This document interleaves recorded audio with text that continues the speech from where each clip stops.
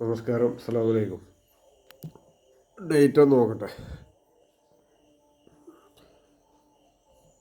ഇന്ന് 4 ജൂലൈ 2025 വെള്ളിയാഴ്ച.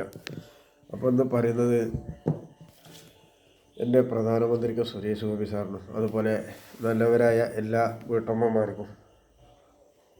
അപ്പോൾ ഇന്ന് പറയുന്നത് ശ്രദ്ധിച്ച് കേൾക്കണം. ലൈക്ക് ചെയ്യണം, ഷെയർ ചെയ്യണം, കമൻറ്റ് ചെയ്യണം. അപ്പോൾ പിന്നെ ഞാൻ കരൾ രോഗ വിദഗ്ധനാണ്, പച്ചളം മരുന്ന് പട്ടാമ്പി. അപ്പോൾ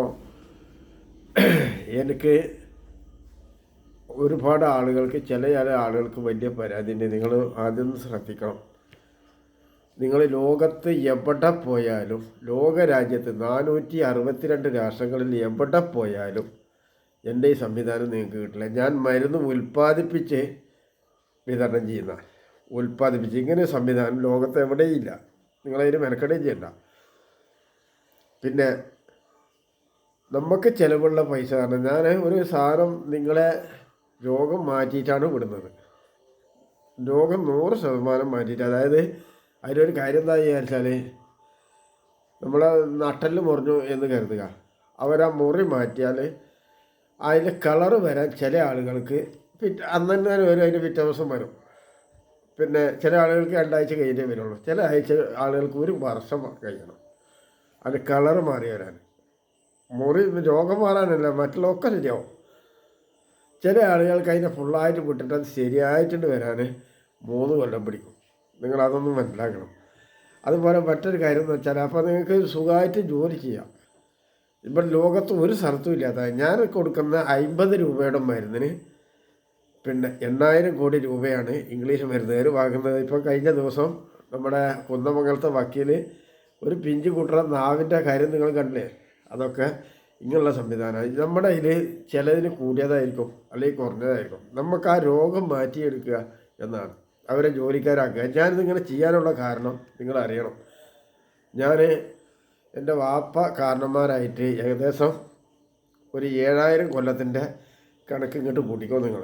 അതിൻ്റെ രേഖ എൻ്റെ കയ്യിലിരിക്കുന്നത്. അതുകൊണ്ടാണ് ഞങ്ങൾ കൃഷിപ്പണിക്കാരാണ്. അതുകൊണ്ട് തന്നെ ഞങ്ങൾ നിങ്ങളുടെ ഒരാളുടെ ഒരു ചെപ്പടി വിദ്യക്കും നിൽക്കില്ല. പിന്നെ അപ്പം മനസ്സിലായാലോ, ഈ കൃഷിപ്പണിക്കാരാകുമ്പോൾ ഓരോ കാര്യങ്ങളും അവർ തനിച്ചുണ്ടാകും. എല്ലാ കാര്യവും അങ്ങനെയാണ്.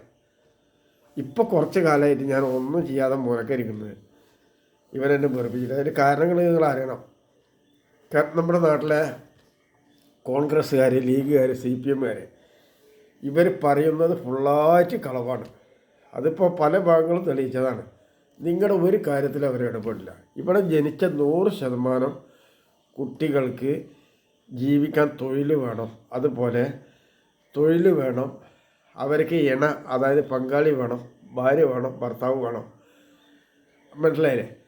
അതുപോലെ തന്നെ തൊഴിലും ഈ സാധനം, അതുപോലെ തന്നെ ജീവരക്ഷാ മരുന്ന് ഇത് അവരുടെ അടുത്ത് കിട്ടില്ല. അപ്പം ഇന്ന് 4 ജൂലൈ 2025 വെള്ളിയാഴ്ച. ഇന്നലെ മെഡിക്കൽ കോളേജ് പൊട്ടി വീണിരിക്കുകയാണ്. അതിൽ ഒരു സമയം അതുപോലത്തെ മെഡിക്കൽ കോളേജ് മുഴുവൻ വീണോട്ടെ, അതാണ് നല്ലത്. കാരണം അതൊക്കെ പൊളിച്ച് കളയേണ്ടതാണ്. കാരണം ജനങ്ങളെ 100% പറ്റിക്കുക, 100% പറ്റിക്കണം. എല്ലാ രേഖകളും തട്ടിപ്പാണ്.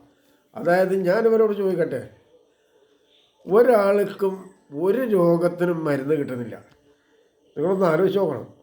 90 കൊല്ലം 100 കൊല്ലമായിട്ടാണ് Thrissur medical college, Kottayam medical കോളേജിൽ ഞരമ്പിന് ചികിത്സ ചെയ്തിട്ട് നടക്കുന്നത്. പിന്നെ കരളിന് ക്യാൻസർ ആയാൽ കരളിൻ്റെ കൊല ഒന്നായിട്ട് മുറിച്ച് കളയാണ് അവർ ചെയ്യുന്നത്. അതാണ് ഓപ്പറേഷൻ.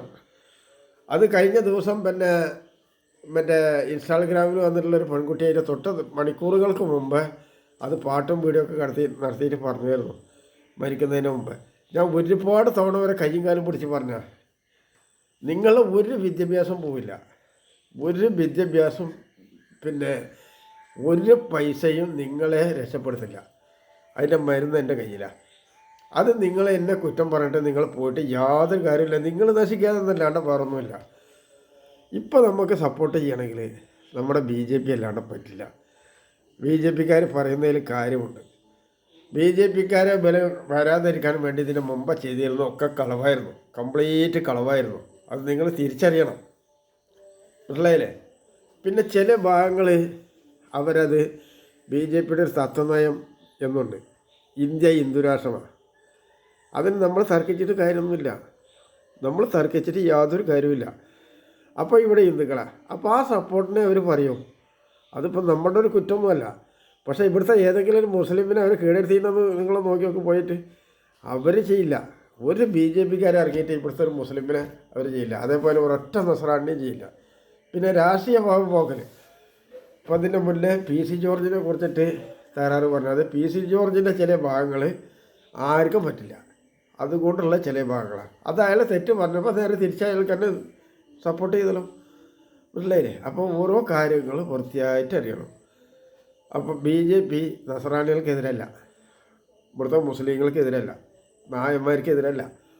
നിങ്ങൾ ചിന്തിക്കണം, നിങ്ങളുടെ ഓരോ കാര്യങ്ങളും, നിങ്ങളുടെ എല്ലാ കുട്ടികൾക്കും ജോലി വേണം.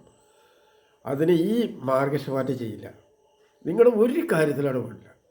നമുക്ക് ഇവിടുത്തെ ഒരു പാലക്കാട് ജില്ലയിൽ ഇവിടെ പോലീസില്ല, പട്ടാളമില്ല, കോടതിയില്ല, ഒന്നുമില്ല, മനസ്സിലായില്ലേ? ഇവിടെ കേരളത്തിൽ DGPക്ക് അടക്കം കൊടുത്ത പരാതിയൊക്കെ റിപ്ലൈ വന്ന് കിടക്കും. ഇവിടെ കാണണം, ഇവിടെ വന്ന് കിടക്കുക.